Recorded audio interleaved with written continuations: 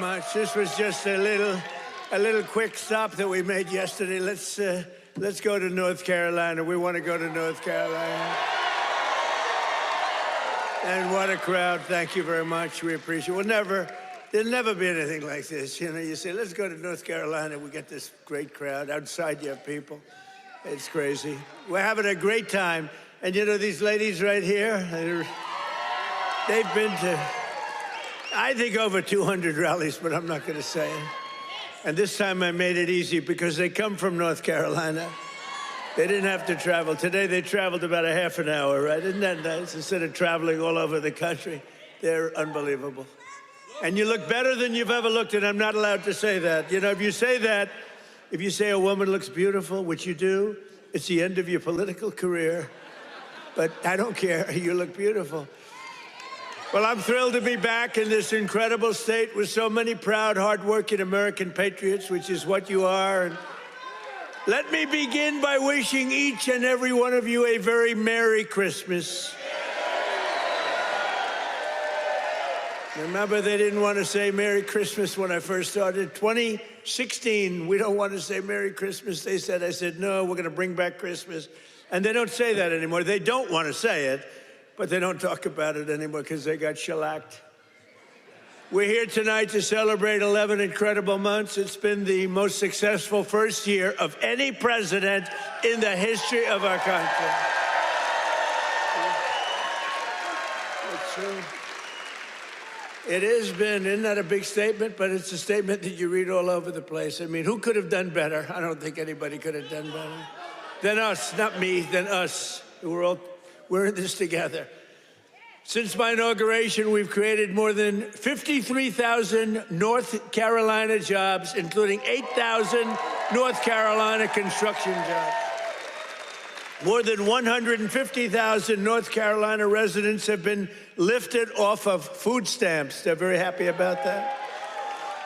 And after your horrible hurricane, which produced more water damage than any hurricane in history, the Democrats let you down. They really did. Remember, they wouldn't do anything. Remember? They wouldn't go to your community. They wouldn't do anything. You had to wait till January 20th when I took office that we really knocked the hell out of it. Remember? As soon as I took office, I got in on January 20th, and first thing I did was made North Carolina phone calls, and we did a hell of a job. Did a hell of a job.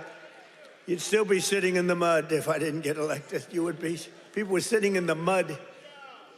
But I helped rebuild your state, and I didn't get any help from the Democrats, not your governor, not your man that's running, by the way, for Senate against Michael Whatley, who's phenomenal. Michael Whatley is incredible.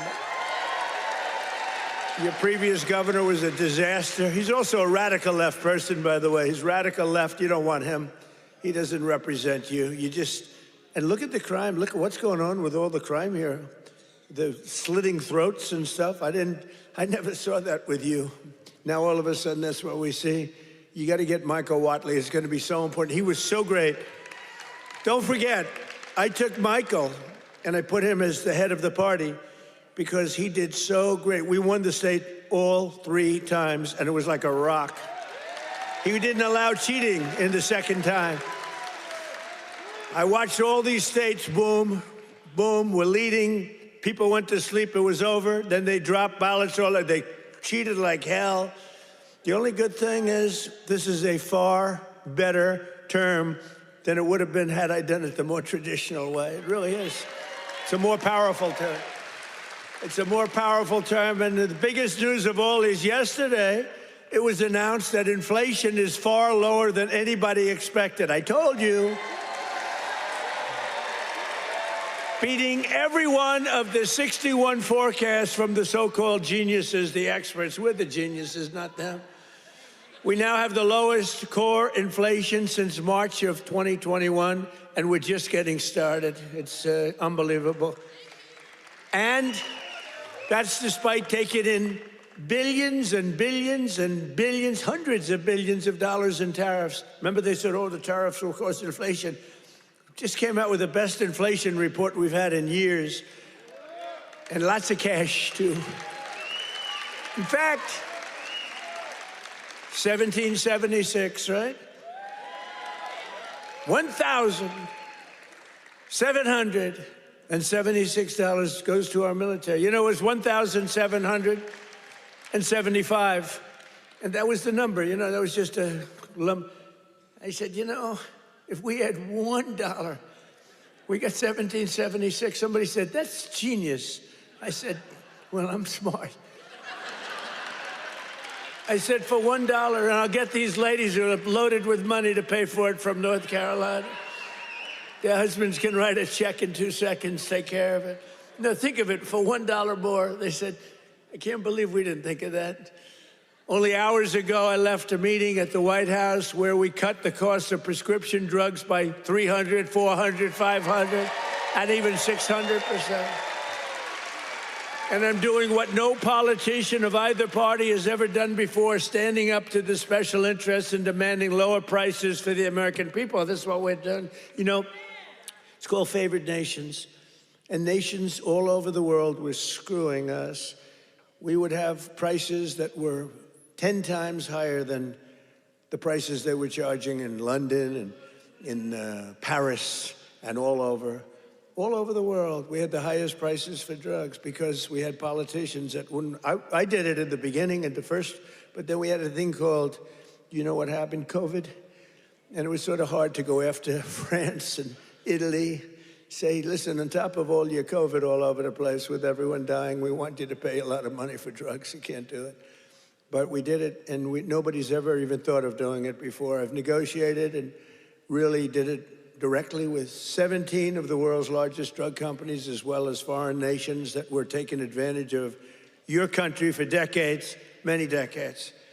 For years, Americans have been paying the highest drug prices anywhere in the world by far, 10 times more sometimes, 15 times more, while other countries pay drastically less for the exact same drug made in the exact same plant, in the exact same country. But under my most favored nation, you know what that means? That's a legal term. Drug pricing executive order, I just signed a couple of months ago, and is now being implemented. We have declared that the United States will now pay the same price as the lowest price of any country anywhere in the world.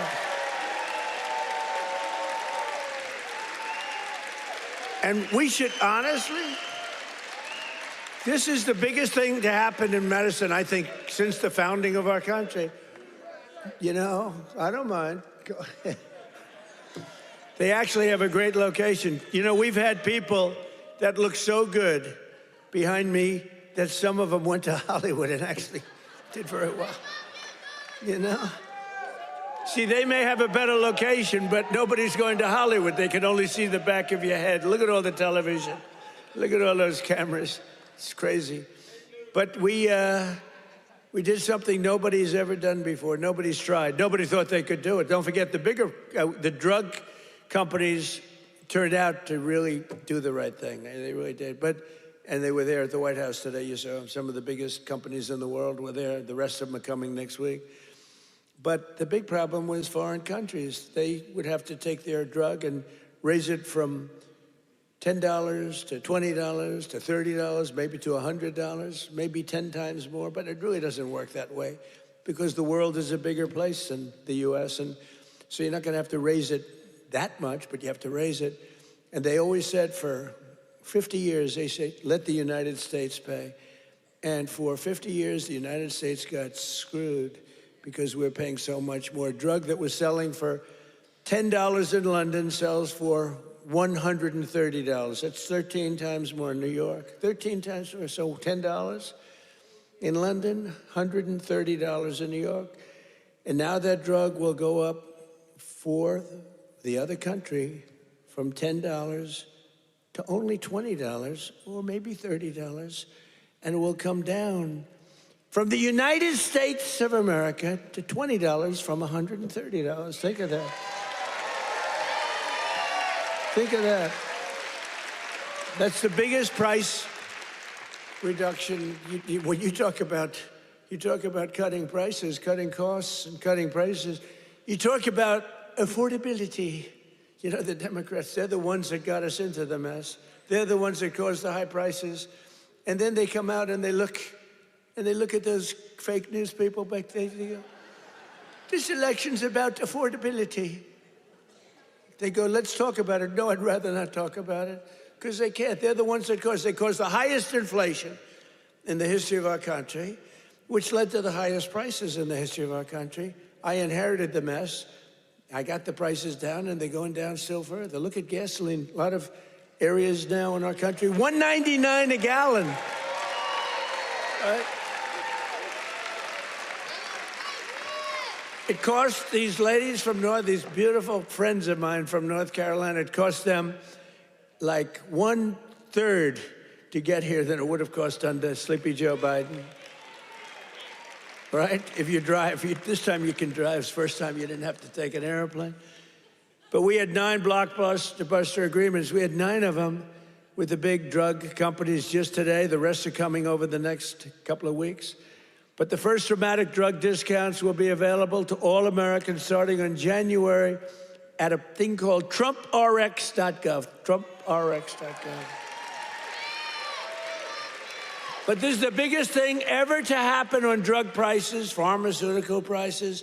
And it will also tremendously it's going to reduce the cost of health care, because health care is probably 50% about drugs, right? Your drugs are coming down at levels that nobody ever thought was possible. This achievement alone should win us the midterms.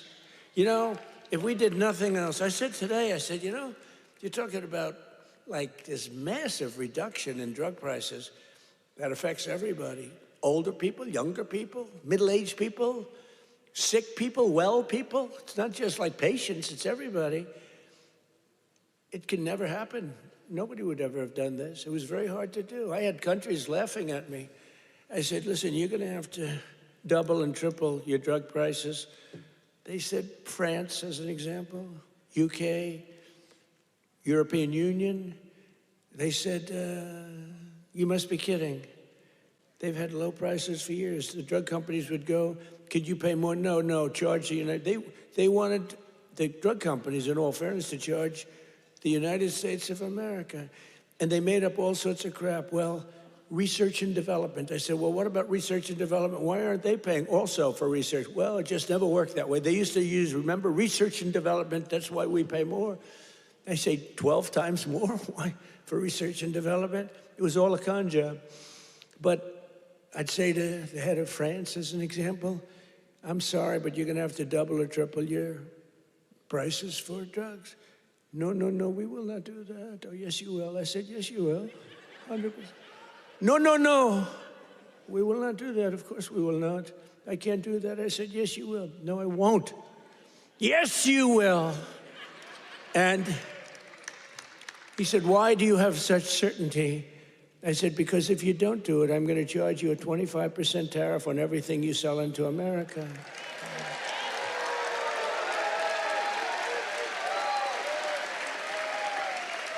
And I said, because that was really the sticking point. They just would do it. They told the drug companies for years, we're not doing it. We're keeping that pill at $10. We're not going to raise it. And the drug companies said, well, you know, it's unfair. I mean, they're paying 10 times more, sometimes 15 times more. That's okay, let them pay more. We're not paying more than the prices were stuck for years. And no president did anything about it. Sleepy Joe Biden didn't know he was alive. The last thing he cared about was this. He didn't care about anything. Just wanted to make it through. But they cheated. Look, he was surrounded by radical left. Hey, did you see on Mar-a-Lago, did you see how corrupt that was now? It's all come out. Wow, it's all come out. Some life. It's all come out. They were totally corrupt, radical left lunatics. Not stupid people, by the way. He was, but the people that really ran the country and that really ran the auto pen, they were not stupid. But think about what we've done. Under the Trump administration, America will not be ripped off any longer. So can you imagine these countries?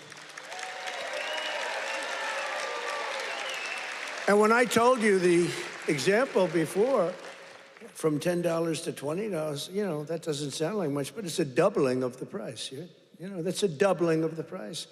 And if it went to 30 or 35 or 40, you know, that's still a doubling, tripling, or quadrupling of the price. But I said, at 25% tariff, it's much more money than what you're talking about. So they would say to me, all countries, you know, obviously they said no at the beginning, and they would have told a normal president no, and that would have been the end of the conversation. So they said no to me, and I said, no, you'll do it, 100%. And they said, what's wrong with this? 100%. I said, 100% that you're going to do it. The one asked me, why are you so certain? Why would you say that I would quadruple the price of drugs in France or someplace? I said, because if you don't, we're going to charge you a 25% tariff. That tariff is worth 5 times more money than you're talking about. And there was dead silence on the phone.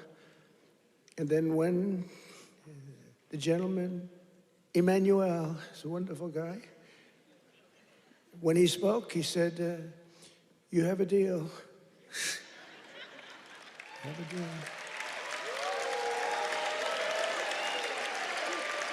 He's a nice guy, too. But you can't blame him, you know. This has been 40, 50 years. You can't blame him. But it was the same conversation with everybody. No, we can't do that. No, I cannot double the price of my drugs. I said, no, maybe triple or quadruple. But it's still much lower than we were paying. You know, we were paying a number that was crazy, 13, 14 times more. As president, I'm also taking in the gigantic health insurance companies that have gotten rich on billions of dollars of government subsidies. And I want the money to go directly to the people.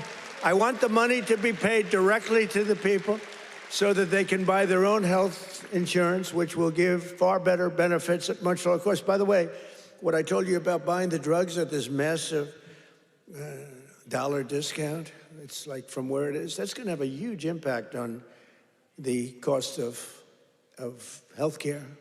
The current Unaffordable Care Act, commonly known as Barack Hussein Obamacare, was created to make insurance companies rich.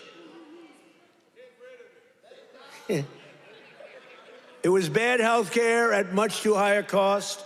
And you see now that the steep increase in premiums, it's being demanded by the Democrats. It was never any good, Obamacare. It was done for the benefit of insurance companies, which totally control the Democrats. That's why you could have a strike on January 30th. You could have another shutdown because the Democrats are totally in the hands of, they're totally controlled by the insurance companies, big wealthy companies. Again, I want the money to go directly to the people so you can buy your own health care, and you'll get much better health care at a much lower price.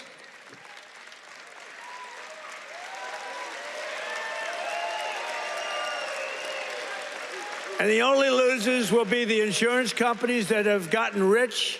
How about these companies? Some of them have gone up 1,400%, their stock prices. One, I think, went up 1,700%. How many people have ever bought a stock that went up 1,700%? And you know, think of it. They've taken in billions and billions of dollars, and the Democrat Party is also just, you know, it's, look, I don't know what they're going to do, because I don't know how anybody beats us when we say that we want the money to go to the people so you can buy your own health care. How could it ever be better than that? I wanted to do that at the beginning in 2016. But the politicians told me, sir, you don't worry. I was a little bit inexperienced. I've never done this before. Now I'm quite experienced. I've seen things that nobody would have thought possible. But I said, why do we have this crazy Obamacare, or as we call it, the unaffordable? Isn't that a great name, the Affordable Care Act? I call it the Unaffordable Care Act. I should get credit. That's a good one. What's better, that or fake news? That or Pocahontas? That? I can't use the names that I used on the Republicans to gain access to the election, but we had some good names, didn't we? But I think the Unaffordable Care Act is pretty good. The UCA, right? You know, they keep talking about the ACA. Think of that. Instead of the ACA, we call it the UCA. The UCA They say, what is that? The Unaffordable Care Act? It is unaffordable. But it was always no good. But now it's really gone. With time, it gets worse. Now it's going to be hit big. Remember, I didn't do this. This is Obamacare. This is Obamacare. This isn't Trump. But you don't need it because let the money not go to the insurance companies. The problem is the Democrats will shut down the government because they are totally beholden. I don't love that word, but they're beholden, they're beholden to the insurance companies. So I don't know what they can do about it, but they'll probably close down the government. It's so simple. The money should go to the people. The people should then take all of this money and buy the best health care there is. And there'll be a lot of money left over. Right?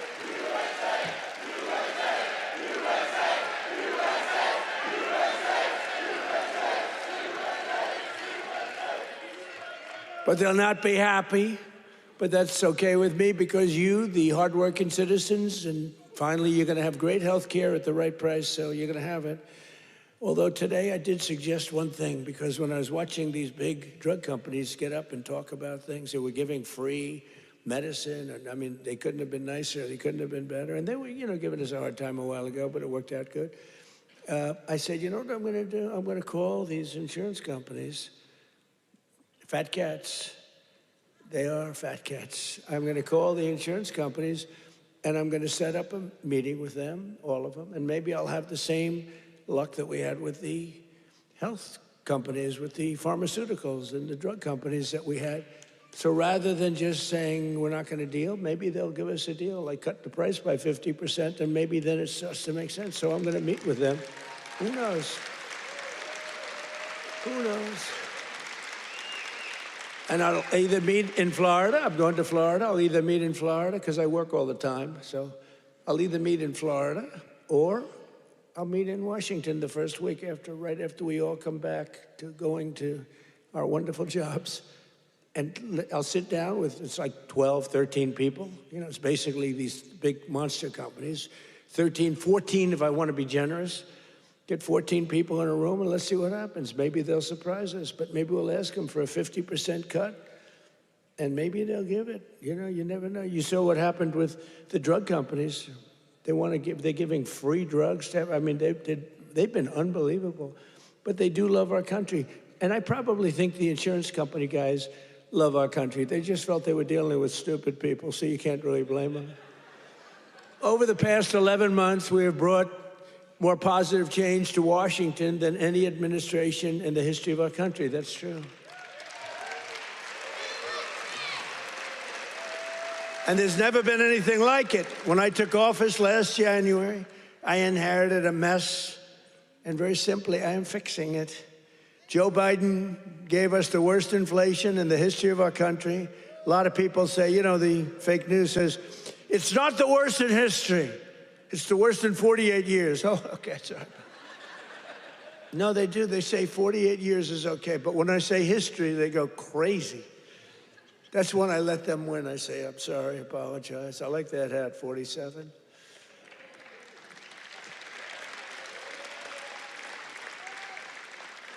It's nice, actually. Beautiful, nice thread, gold thread. I watched that myself. I went gold thread, not mustard colored, No, they give you, a lot of times they sell you mustard color. It costs them a lot less. We don't accept those hats. When you have a mustard colored thread, don't accept it.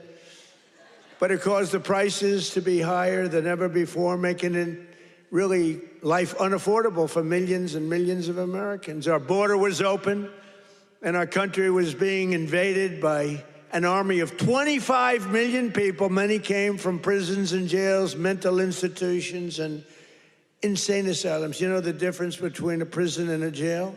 A prison's more severe, right? You know the difference between a mental institution and an insane asylum? An insane asylum is more severe. They came from both. They were drug dealers, gang members, and over 13,000 murderers, more than 50% of whom killed more than one person. Think of that. They killed more than one. A lot of them said, oh, I didn't mean, but when you kill more than one, get them the hell out of our country. How about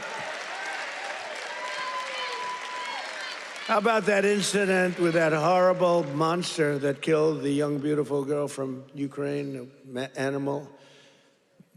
And to think we'll have him in trials for years, and you'll get some nice liberal lawyer, and we'll say, oh, well, he had a bad day. Yeah, he had a bad day. He slit her throat. We had men playing in women's sports, transgender for everybody, crime at record levels, the worst trade deals ever made. And our country was laughed at from all over the world, but they're not laughing anymore. 1 year ago, our country was dead. Now we are the hottest country anywhere in the world because we finally have a president who puts America first.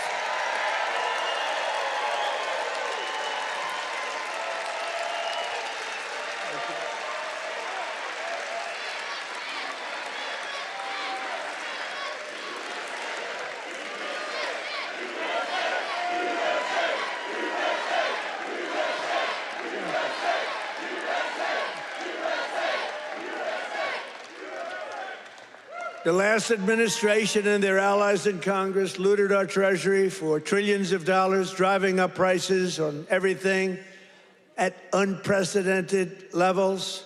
How about the new thing in Minnesota with the Somalians? They stole, now it came out, the great U.S. attorney up there, they came out, think of this, $9 billion, and they think that's just the beginning. They stole, think of it. In their country, they live on nothing. They have nothing. They come here and they steal $9 billion. Are we stupid? I mean, how do we allow that to happen? Ilhan Omar should be sent out of our country. She should not be allowed to be a congresswoman. She married her brother either to stay or to get him into the country. And yesterday she, I guess, made up a story. She said the police attacked her son. They stopped the car, and the police said, we never attacked him, we never stopped him. It was a made-up story. She's a con person, she's full of con. She says, zero. She said, you ought to get her the hell out of our country. That's what you ought to do. She made up a story that the police stopped her son's car and they harassed the hell out of him. It turned out to be a fake story. There was no stoppage of his car, and there was no harassment. But think of that, in Minnesota, this beautiful place, once beautiful, I don't call it beautiful, you got a governor who's a stupid person, and a corrupt. He's corrupt and stupid. But he allowed this to go on. He allowed this to go on. Everybody knew what was going on. But what nobody knew is over $9 billion. And the people of Minnesota are not happy. And you know who's running for governor? Mike Lindell. Do we like Mike Lindell? That man suffered. That man suffered. What he did, what he went through because he knew the election was rigged. And he did it. He just did it as a citizen. Mike Lindell, I'll tell you what, every time I introduced him, he got the biggest hand. I hope he does great. He deserves to do great. That man suffered. These people went after him. They went after his company. They did that with me too, but at least I knew what I was getting into. He was just a guy that said, geez, this election was so crooked. It was so rigged. He fought like hell. That guy deserves to be governor of Minnesota, I'll tell you right now. He's a great guy, too. But I'm bringing the prices down, and I'm bringing them down fast. You know that? As I saw the other day, and as I showed to people the other day, I made a speech. It was very well received. You know, we had one problem. I put up these gorgeous charts, and it says chart. And I'm, sort of talking about the chart. You're reading into a piece of glass. I got no audience. I got just people, very hostile people waiting around. And I'm reading into a piece of glass for 22 minutes, and I talk about the chart. The networks didn't put up the charts. Only Fox put up the charts. Fox put them up, in all fairness. When we get angry at Fox, we have to remember that. They put up the charts, so you could start putting them up now if you want. But we put up these beautiful charts that were very... Look at that. But I very much like the chart from Butler, PA. I like that much better. That's my all-time favorite chart. You know, that's a great chart. They're all great charts, but I never like a chart like that chart I put up in Butler. Just take a look at the chart right here. That was a good chart. I love that chart so much. I sleep with that chart. But this is okay. There'll never be a great chart for me. There's only the one. Compared to Butler, all charts stink. But look at that chart. Look at the kind of Biden price increases and Trump price increases. Look at that. They're all Biden. We're bringing the prices down. Look at that chart. NBC and CBS and ABC fake news. They're fake news. Oops, that camera just went off. Sorry about that. Every time I mention that camera, you know, you see the red light back there being, you see it go off. ABC fake news. I think ABC's the worst. Believe it or not, George Slopadopoulos, he paid me about $16 million. You have George Slopadopoulos. I heard Chris Christie lost his job. They fired Chris Christie. And they have a great young woman taking his place who happens to be Hispanic and happens to be phenomenal. She's going to do a great job. But they fired Chris Christie. I guess, you know why? He wanted to eat all the time. No, they fired him. He was bad news. But I'd say ABC is the worst of the networks. I would then say NBC is horrible. I mean, just horrible. They had this guy on, this fake guy, the fake senator. I call him the fake senator from a place called Georgia, right? And he was talking about all the, you know, things. He says he's a church leader. You know, it's funny, if you go in as a church leader, they talk about church and state, right? He's allowed to talk about. He said, I'm going back to my church and I'm going to pray this morning. I'm going to talk about all these issues. If a Republican said that, they start screaming church and state. They don't scream. But NBC is really bad. And CBS, I mean, I love the new owners of CBS. Something happens to them, though. 60 Minutes has treated me worse under the new ownership than, they just keep treating me. They just keep hitting me. It's crazy. And then you have Marjorie Trader Brown, I call her, because green turns to brown under stress. So I call her Trader Brown, which I don't like doing because 2 words is too much. 2 out of 3. We're changing to Marjorie Taylor Greene. I'm going Marjorie Trader Brown, so I have to trade. And a lot of people don't understand 2 words is too much to change. I actually like Marjorie Taylor Brown better, but everyone says Marjorie Trader Greene is good, but they're all good. But what the hell happened to her? She must have been a stone cold liberal. She's on CNN now all the time. Can you believe it?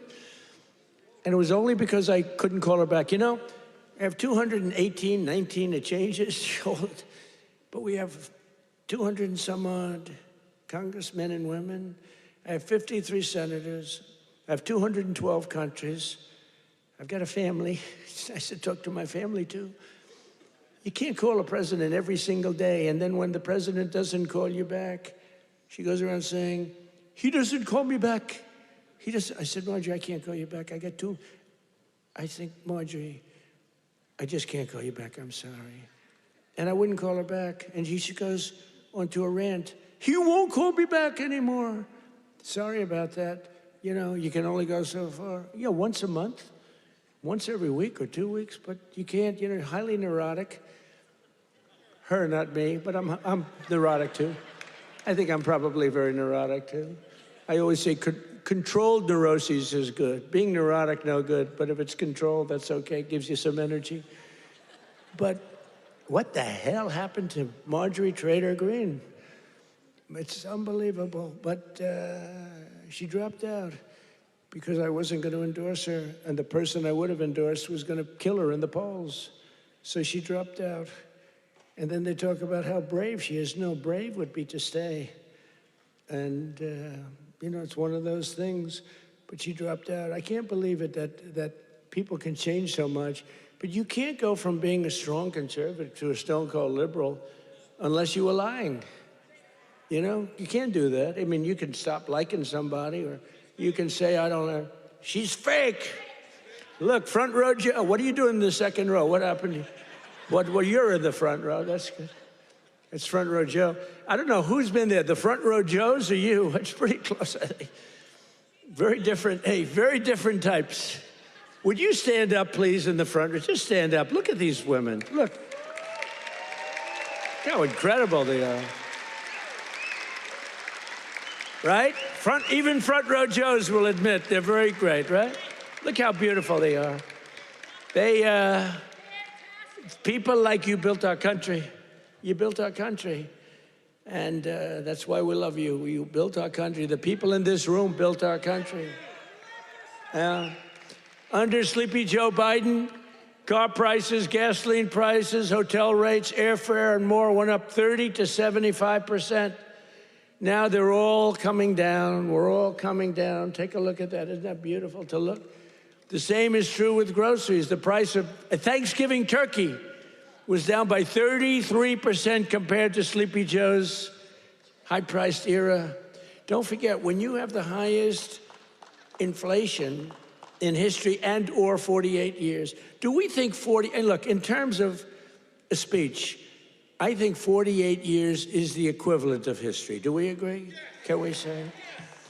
Because they had a piece on me today in one of these fake newspapers, which are all dying, they're all going bankrupt, thank God. But they're the worst, that I misrepresented by saying history. It's actually 48 years. And I said, you know, that's not a bad misrepresentation, I don't think. The price of eggs is down 82% since March. Do you remember, there the people are, do you remember? Fake news. Do you remember when I just got elected? It was a big thing. We won every swing state. We won the popular vote. We won by like 312 to 200 and something, and like low 200. And we won everything. We won districts, the word district. We won districts by 2,750 to 525. That's a slaughter. And that's the thing when you see everything's red except for two little lines on the left and the right, meaning New York and California. That's the one that really is incredible. 2,750 to 525. We won everything in a slaughter. We won everything. And what a great thing it was, right? When you can have an election that good. And they tried to rig it. Remember we had the thing? Too big to rig. Remember that statement? That was a big thing. They tried like hell. They gave up at about 9:02. It was too big. It was just a landslide. They couldn't do it. They cheated a lot. But we made it too big to rig, and I appreciate you getting, I said, the polls had us up, pretty way up. And a lot of times when that happens, you'll say, let's go out and watch a movie, and we'll come back and watch the president win. No, I said, don't watch a movie. Go out and vote. But it was too big, so it came back. What an evening. That was, what was better, 2016 or 2024? Tell me. I don't know. 2016 was pretty monumental. What was better? I don't know. Beating Hillary was fun.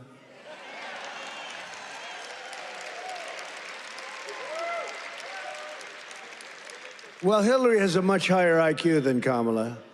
I would say, I think Hillary has probably 50 or 60 points higher. Now, Hillary was smart. She was nasty. Whew, I wouldn't want to go home to her. She was nasty. Remember, she was a nasty person. I was going to use a B word. I said, my wife would not be happy. My wife always says, please, please don't use foul language. You know who else does? Franklin Graham. He says, President. He says, I love your speaking ability, President. You're a great speaker, although nobody says it. You know, I get these big crowds, but did you ever see the press do a story that I'm a great speaker? They say, oh, he looked tired. Oh, he's this, oh, he's that. Yeah, I mean, it's crazy. I get crowds, the biggest crowds in history of anything, not only of anything. They never say, he gave a great speech tonight. in front of 45,000 people. Look at the crowds that we get, are the biggest crowds ever. Before the election, we're getting 80, we had 117,000 people show up in New Jersey. It was a great speech. You know what they said? He looked tired. I looked tired. You can't be tired in front of 117,000 people. It's not possible. You got a lot of adrenaline. The adrenaline is pumping, right? But that's why they're fake news. That's why nobody listens to them anymore. But remember that we slashed the yearly cost of new mortgages by $3,000. Look at the mortgage chart. We slashed them. Look at that. Look at that. Oh, boy. Look at how much you made with me and lost with that sleepy guy. But everything now is falling, and the only things that are going up are your salaries, the stock market, and your 401ks. They're going up. Do you remember when I first won in 2024, and I was at my first conference? I'm 2 days in. You know, we're recovering from all the hoopla. 2 days in. In fact, I took a day off. They said, something's wrong with the president. I said, I just got here. There's nothing wrong with me. Something's wrong. He took a day off. What's wrong with the president, right? Every time. Do you remember when I had 28 news conferences in a row over 28 days? Sometimes I gave 2 or 3 in one day. And then I took my beautiful Kai, my beautiful granddaughter is a very good golfer. I took her to play golf one morning, and I was in the office very quickly. Something's wrong with the president. Do you remember the rumor was that I had passed away? Do you remember that? I won 28 days in a row. I took the kid to play golf. And we play very fast. She's good at, I'm a very good golfer. And we play very fast. We play in 2 hours. We're in, and I mean, I said, baby, I got to get out of here. I'm sorry, honey. Enjoy your day. Go hit balls or something. I got to get out of here. I got to go to work. And I got a call, a friend of mine. Oh, you're okay? And I said, yeah, what's wrong? I said, I'll be back in the Oval Office in 30 minutes. Oh, I said, what's wrong with this guy? Then I got another call. Oh, you're okay. They said that I had passed away. Do you remember that? First day in 28 days, these people are sick. That's why I've taken more physicals, because I think you have an obligation to, you know, report. And I hate when they put out false reports. So they put out a report that Donald Trump. So I took a lot of physicals. And I did something no other president's ever done. I took cognitive tests. Because I know that, and by the way, not easy. You get to those last questions, those last 10, 15 questions, nobody on that stand could answer probably any of them. And I got them, I aced them. And no other president's taken a cognitive. Could you imagine Sleepy Joe taking a cognitive test? I don't think he'd get the first, you know, the first question is like, what is this? And they show a lion, a giraffe, a fish, and a hippopotamus, right? And they say, which is the giraffe? So that's the only question. But what happens is it then gets harder. I don't think Joe would have gotten the first question right. He would say hippo. I want the hippo. But anyway, but I've taken now 3 cognitive tests. I've aced every single one of them. And these are, you know, this is that big stuff. This is Walter Reed. You know, I've got a whole team of doctors all over the place. If you get them wrong, I said, what do you think? Should I do it? They said, well, here's the good news. The good news, if you do well, that's great.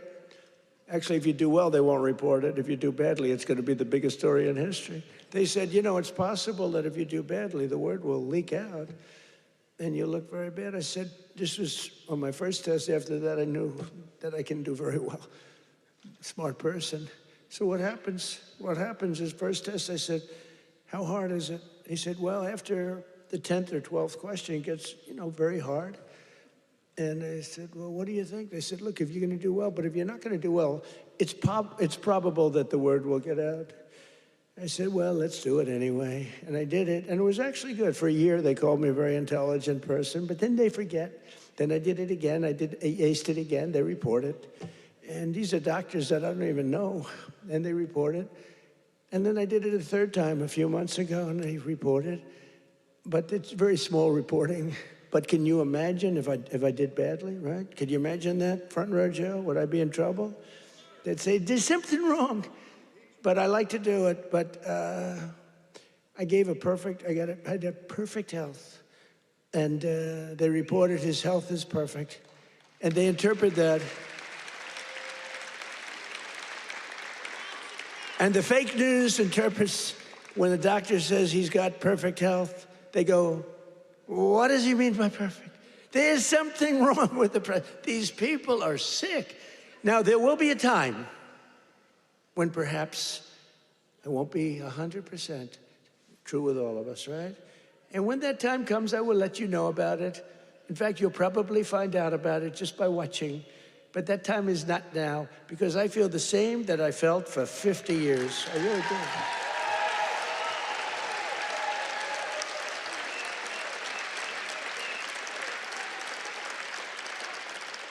But we have I think we have an obligation to, at least report your health.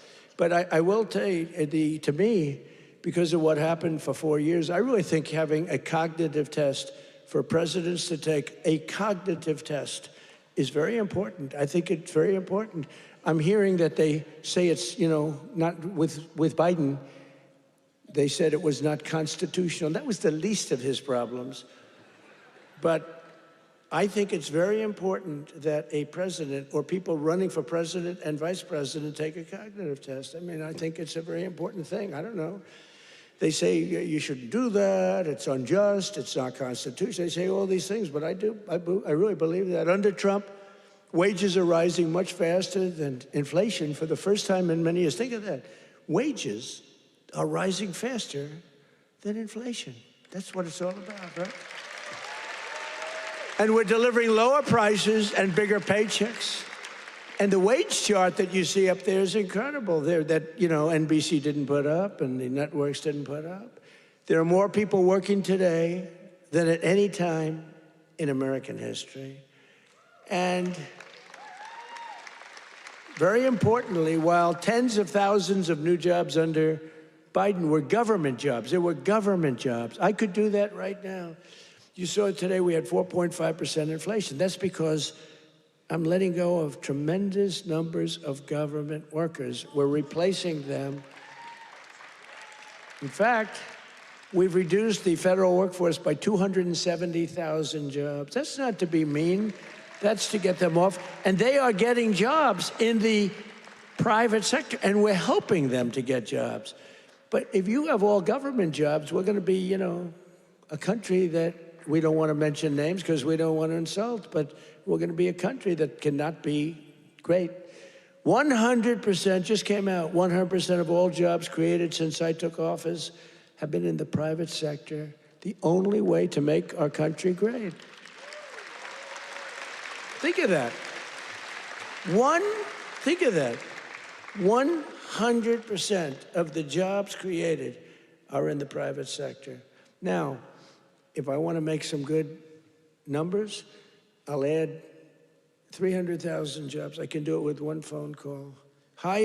Each agency hire 25,000 people today. They hire them immediately. They pour in, and the 4.5% would be down to 2.5% in a matter of moments. I could get it down to zero. Hire a couple of million workers, please. Oh, the country's booming. We're down at zero, but that's the destruction of a country. That's what Biden used to do. They used to hire 10 people for one job. They'd have 10 people, would look at a job and would say one person can do the job, but let's give it a break. Let's do two and they'd have 9 people for one job.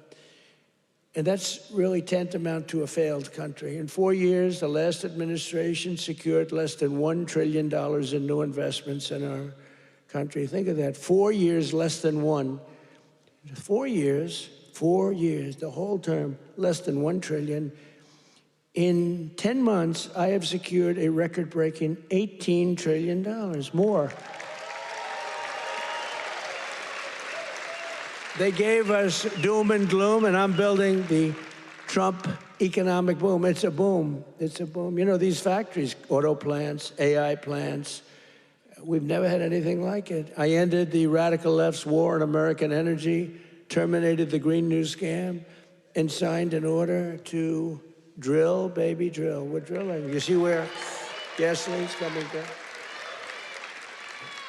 Gasoline is now substantially lower than $2.50 a gallon, and many, many places now are under $2 a gallon for gasoline.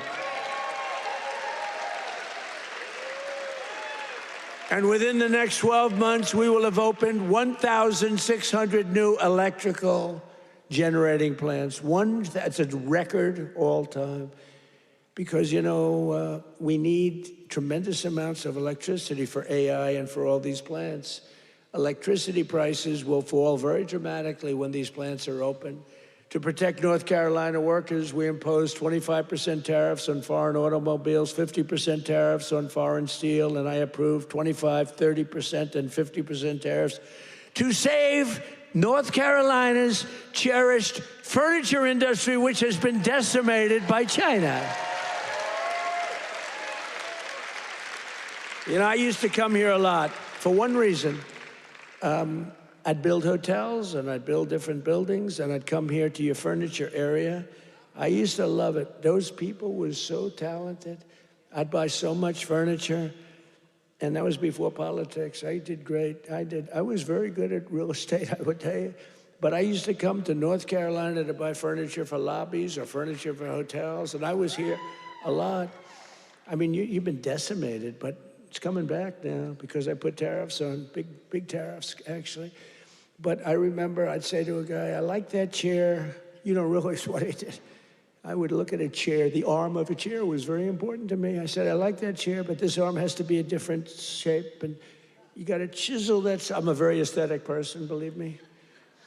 Except with women. I don't care what a woman looks like. I used to say beautiful. Now I don't care. Since politics, I never mention looks anymore. The most beautiful woman can walk right across. I don't even look at her anymore. Because in politics, that's the sign of death. We don't look.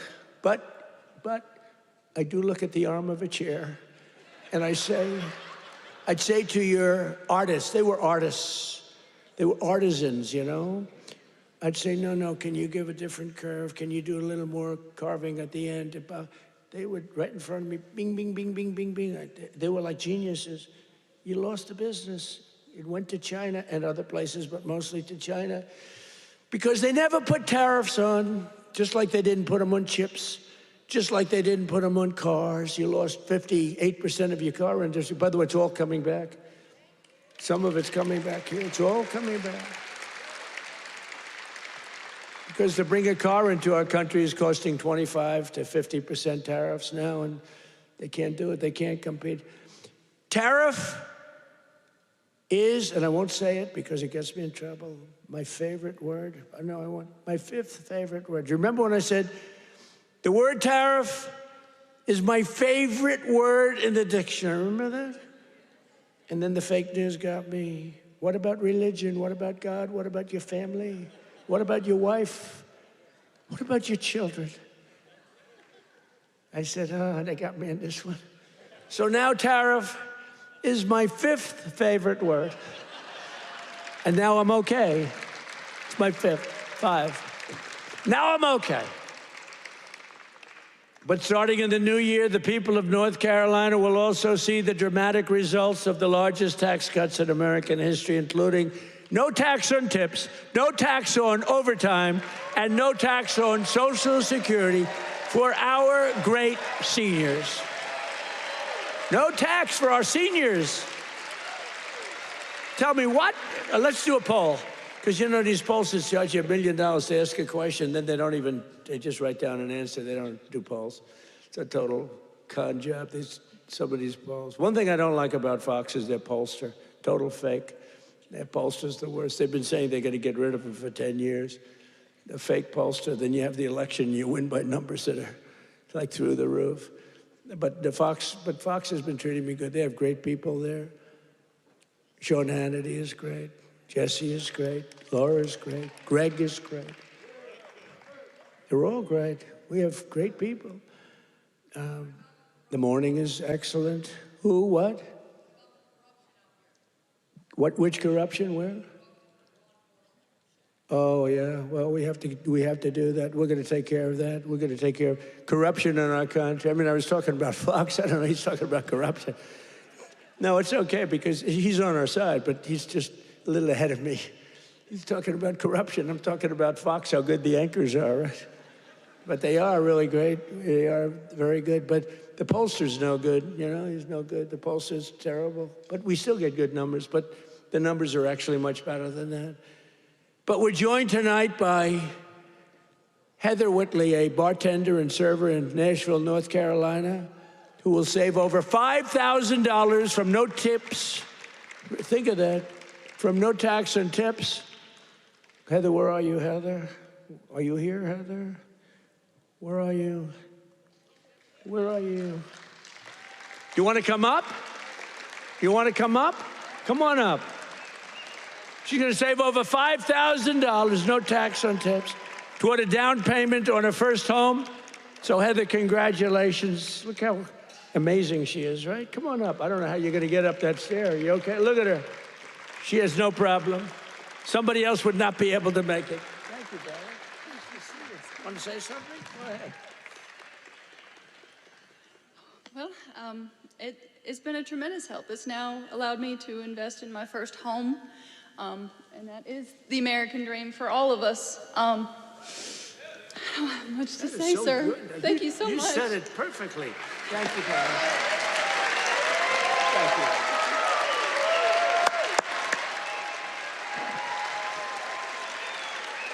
Heather, you don't realize you said that so perfectly, because that's what it is. You're going to get a home, and you're going to be happy as can be, and you are a great person. Thank you very much. You couldn't have been better. Thank you, darling. Also with us is Austin Harding, a police officer, highly respected, a loving father from Monroe. Austin and his wife are raising a son with autism. A beautiful son, beautiful, beautiful person, and are passionate supporters of MAHA, and they love Robert F. Kennedy Jr., so do I. And with no, thank you, Austin, and with no tax on overtime, Austin will have thousands of dollars, many thousands of dollars more to help care for his wonderful son. Last but not least, we have Carolyn and Charles Thurston, who run a successful small business providing care to senior citizens. That's great. Not only did we make their small business tax deduction permanent, helping them to expand, but under no tax on overtime, their employees will have much higher take-home pay, and that makes their job a lot easier. So, Carolyn and Charles, please stand wherever you may be. Oh, that's great. Thank you. So it's going good? Going good? Good-looking couple. Thank you very much. Another key part of our tax cuts is known as Trump accounts. You hear about that? You put money in, and they are knocking them dead. It's great. It's Michael Dell Computer. He put up $6.25 billion. How do you like that? He started with no money, and now he puts $6 billion plus into the first accounts. I mean, think of that, $6 billion. It's, to be exact, $6.25 billion. Even the second part is a lot. And we've had a lot of great Wall Street titans and a lot of great real estate titans. They're all putting money in Trump accounts. It's for kids. They get a certain age and they're going to have money. It's going to double and triple, hopefully. It'll do well. Under this new program, the federal government will be creating an investment savings account for every single newborn American child with $1,000 to be invested and grow over the course of their life. So they'll reach 21 years and, you know, it could be very good. They will consider themselves rich. I mean, it's a lot of money, actually. Friends, family, employers, and loved ones will be able to add thousands more each year, like a trust fund for every American child. It's something that people have wanted to do, but honestly, I give Mr. and Mrs. Michael Dell, go out and buy a computer from Dell, because I'll tell you what, they love the country. Great people. Every single Democrat in Congress voted against these incredible benefits. Every single Democrat said no. including a guy named Don Davis right here from this district. He voted against it. That's why you got to vote against him. Don Davis voted against no tax on overtime. He voted against no tax on tips. And he voted for the largest tax increase in American history. He wanted the largest tax, and he's your congressman. So I don't know if you know him. And honestly, I'm good at politics. I never even heard of this guy, so he hasn't made a big impact. But he voted yes on every single Biden disaster, including massive inflation, open borders, sanctuary cities, and the Green New Scam. Don Davis betrayed North Carolina.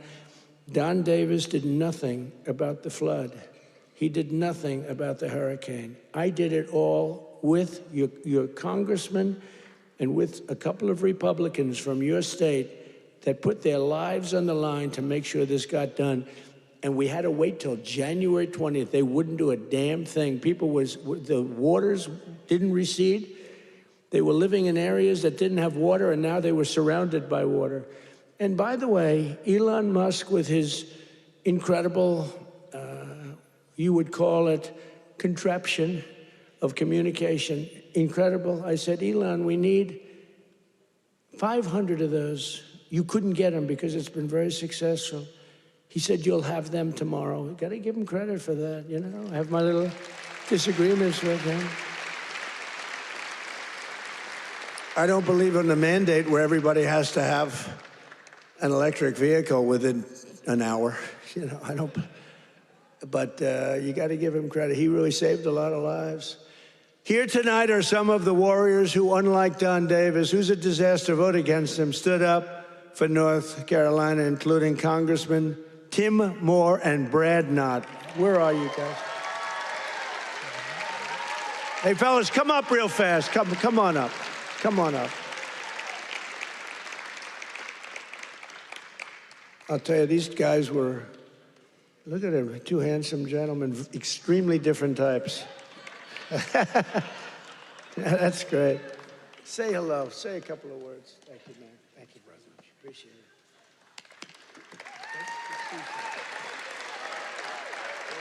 Well, everybody, I was with the president when he had his first trip once he took the oath. And where did he come? North Carolina. As we gear up for the midterm cycle, where's the first state that President Trump has come? North Carolina. He knows what you know. It's the people that make this country great. It's not the government, it's not regulations, it's people just like you. And let me just tell you this, the fight is long, it's hard. I'm new to this, and I have been amazed at how hard the president is fighting for you. So let me say this simply and with my whole heart. Stay with us. We hear you, and we're going to keep fighting for you. Thank you so much.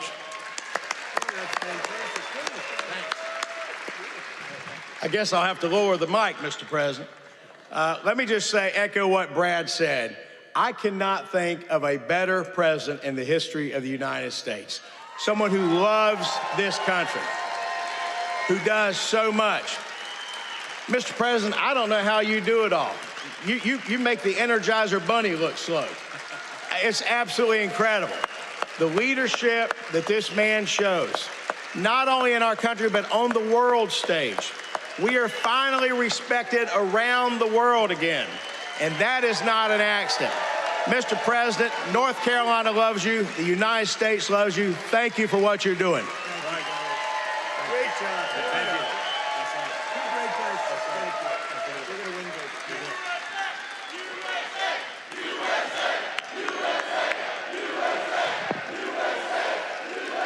Great job.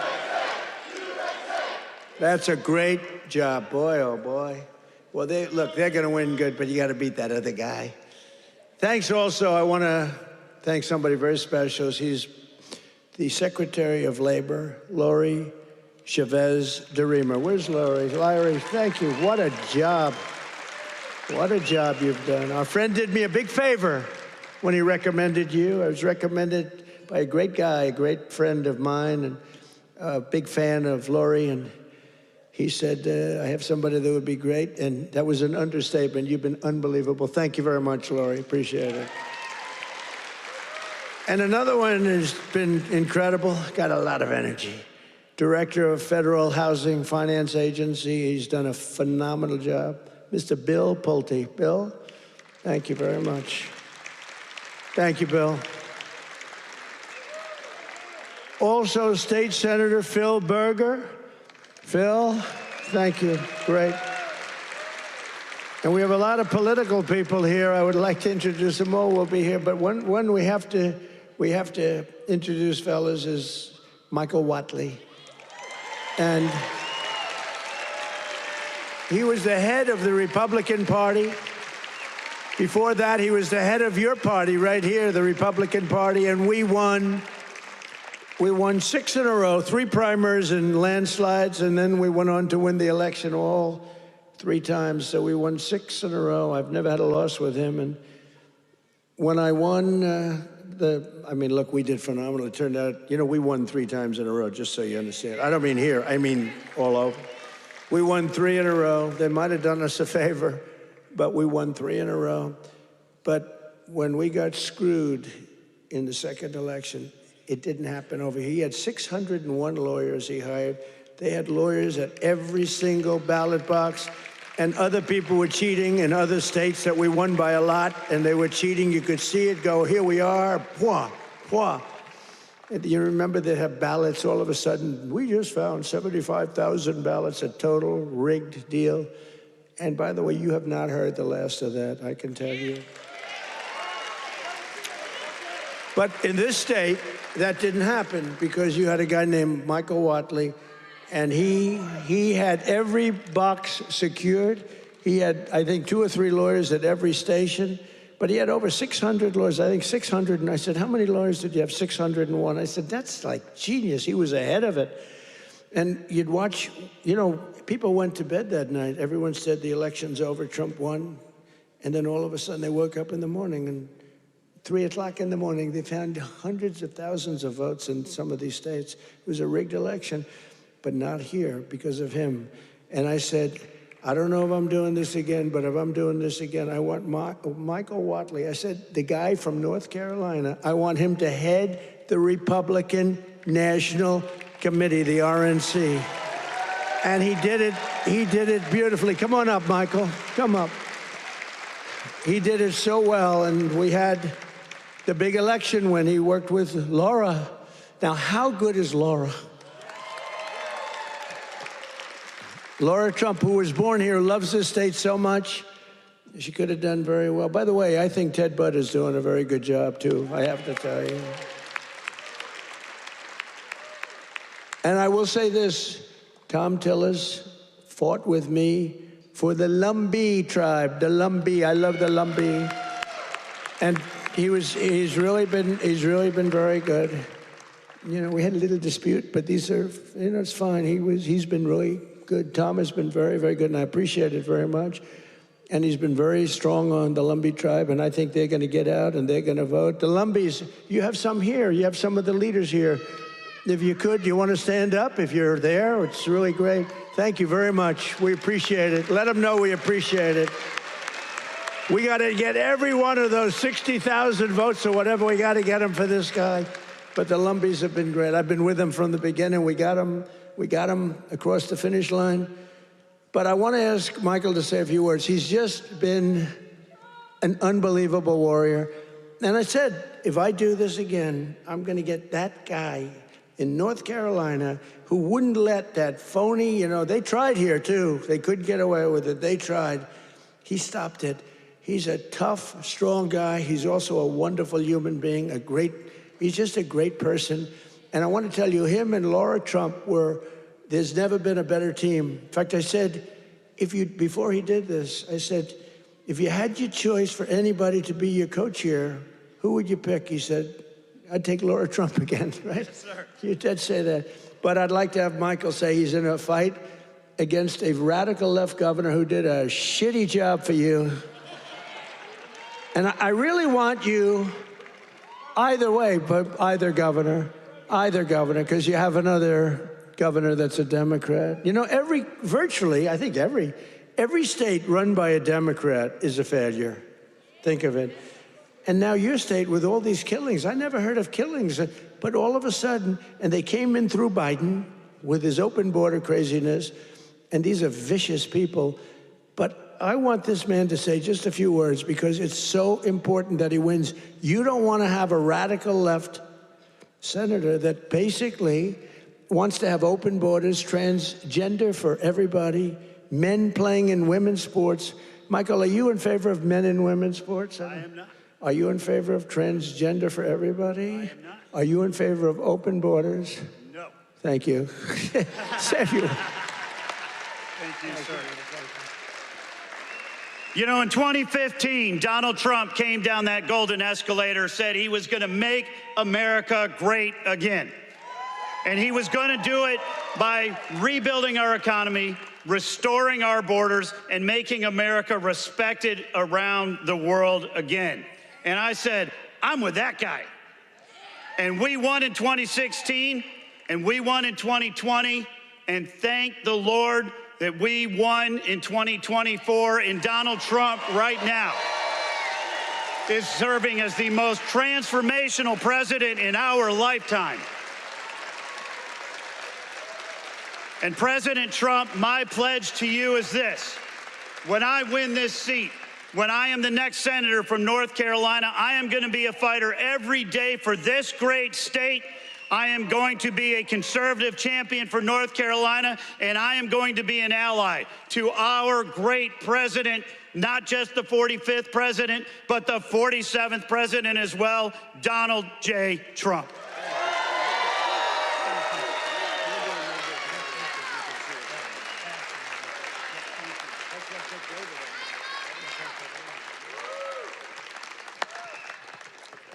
What a great guy he is. So get out and work for him. I hope you can get your group of about 70 women to go out and do it. We can get all the front rows, and we got to win. He's a good man.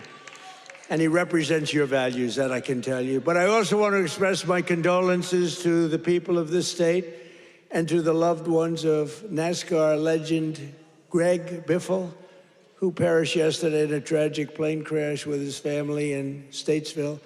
I met him twice. He was just a great young man.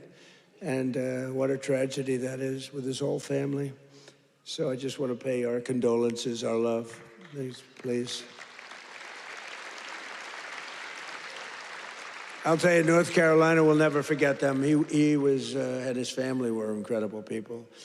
Together, we've achieved more in less than 1 year than most other administrations achieved in 8 years, which is true. Most of them didn't achieve much. Within a matter of weeks, we ended the invasion of our southern border.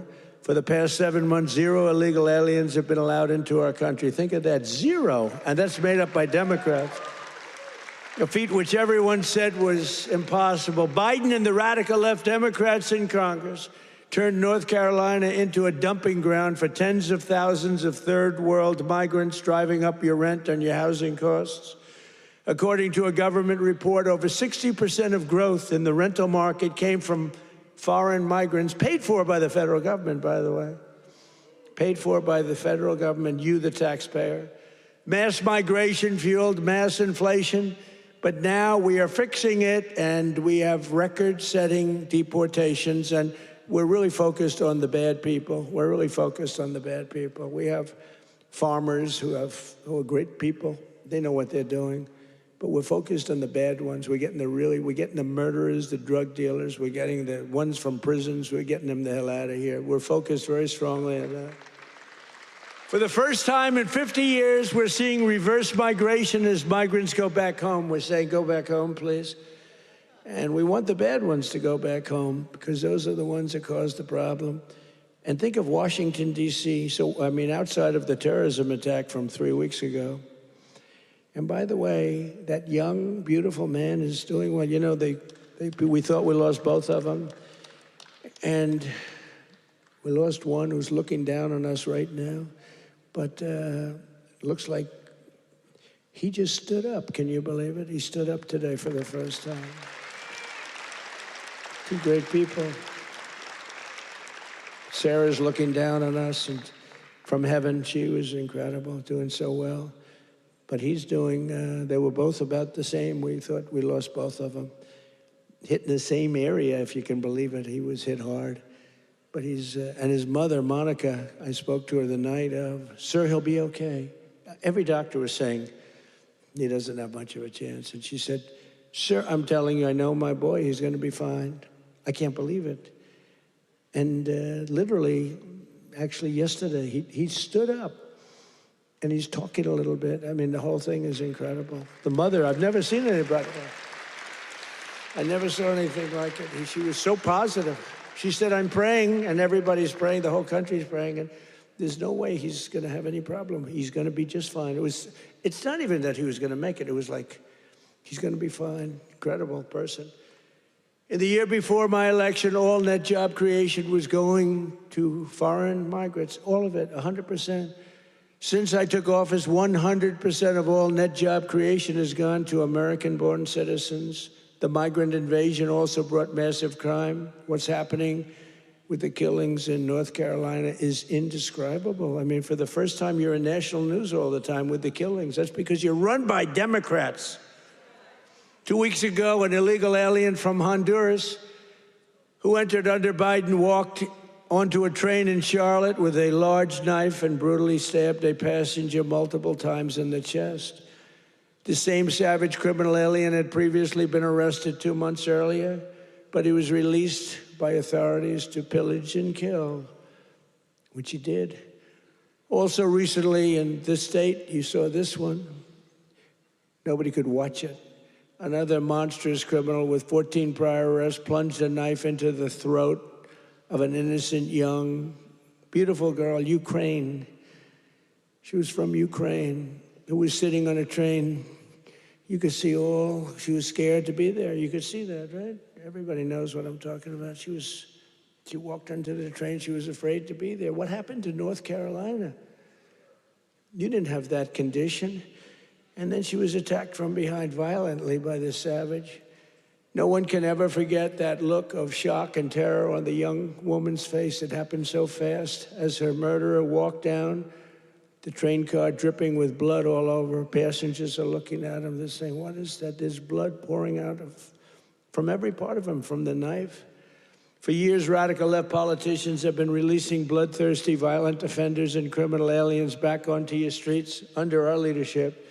We're finally getting illegal aliens and vicious felons off the streets and throwing them out of our country, or in some cases, putting them in the toughest jails in the world because, frankly, we don't want to let them into their country because we don't want to take a chance that these animals will come back.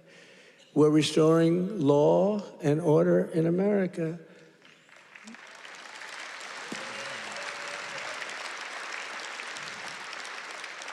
We just made a record investment in our military and gave every service member a warrior dividend of $1,776, $1,776. And I'm also pleased to announce that just 2 hours ago, we hit the ISIS thugs in Syria who were trying to regroup after their decimation by the Trump administration 5 years ago. We hit them hard. I ordered a massive strike on the terrorists that killed our 3 great patriots last week. 2 soldiers, 1 interpreter, all great people. And it was very successful. It was precision.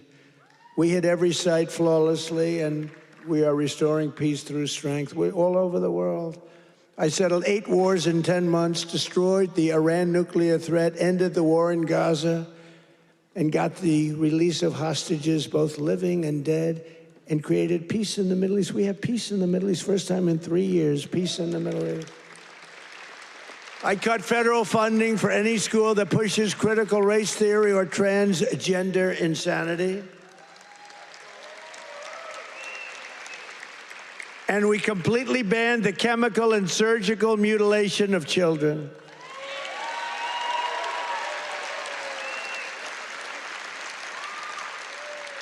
Can you believe I'm standing here, 2025, talking about I banned the surgical mutilation of children?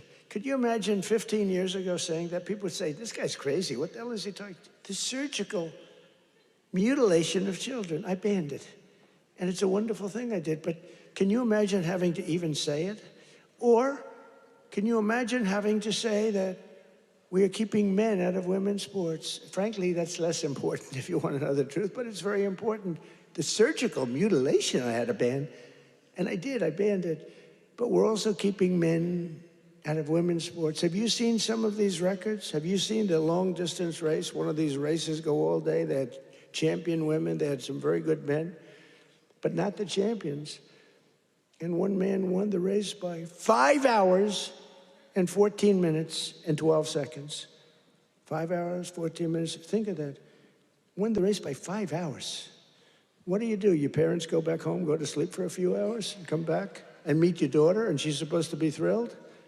What kind of crap is that? Or the weightlifting records, where people that never lifted a weight before are going into the women who are fighting national championships, almost Olympic championships, and they're lifting 112 pounds more, and they've never done it before. Or the boxers that are getting decimated. You saw the Olympics where they had two people that they converted from men to women.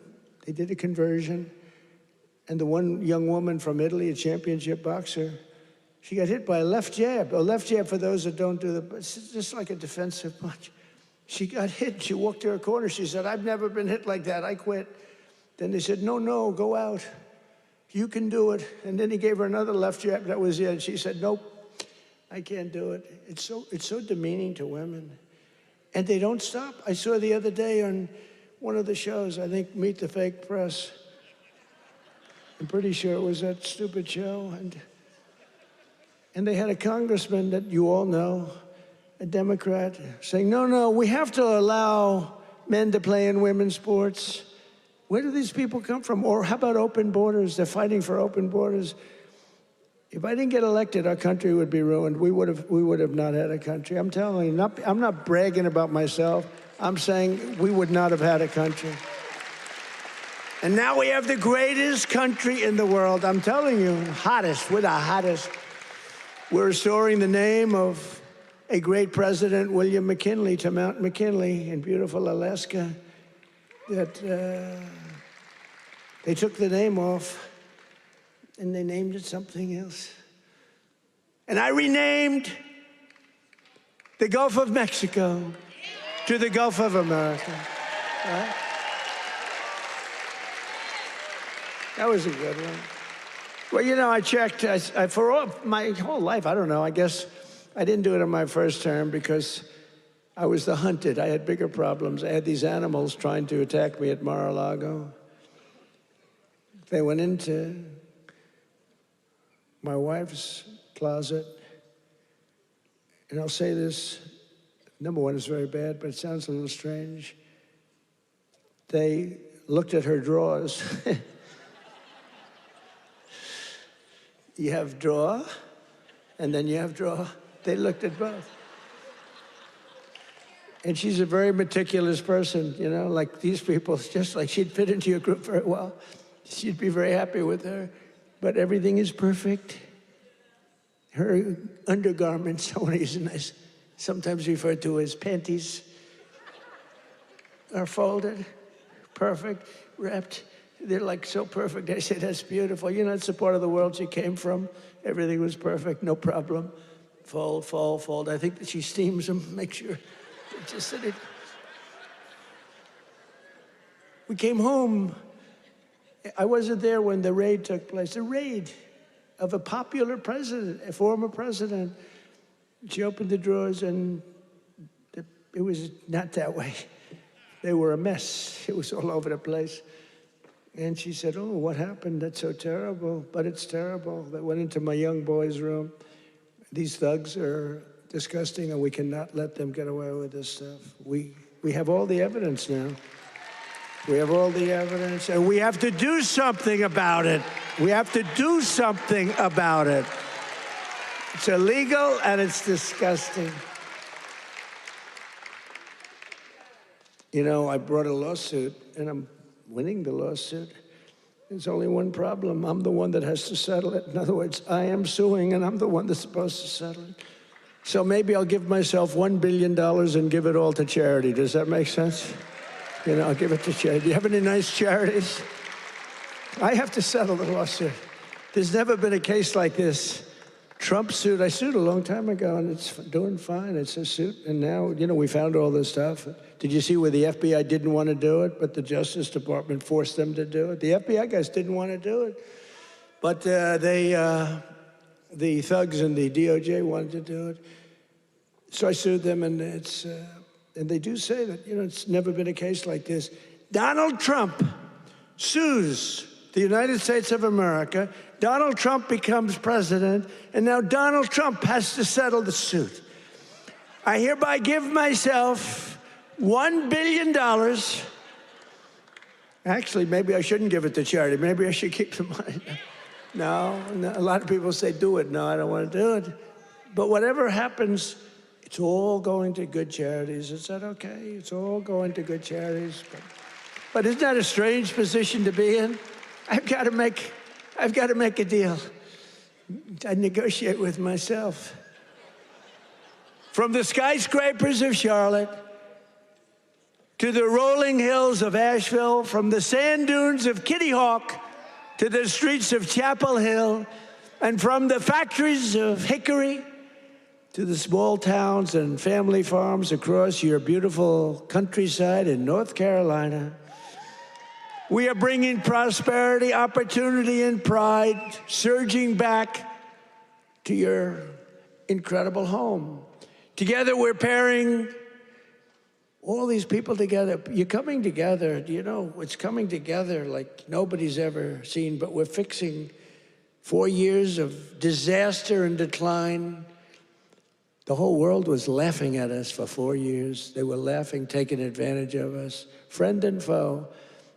And the friend was worse than the foe in many cases. On trade, they were worse. And we're beginning the greatest years in the history of our country. It's called the Golden Age of America. That's what's happening. We were a dead country. Now we're talking about the Golden Age of America. Think of it in 10 months. Think of that. So in conclusion, tonight, after just 11 months, our border is secure. Our spirit is restored. Inflation is stopped. Wages are up. Prices are down. Our nation is strong. And America is back.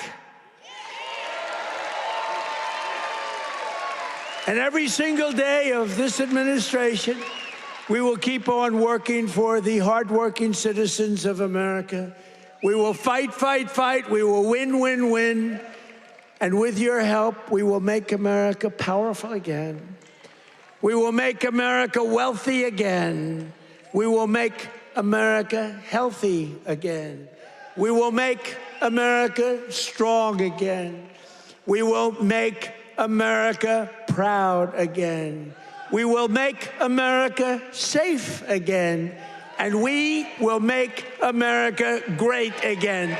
Thank you, North Carolina. God bless you all. And Merry Christmas.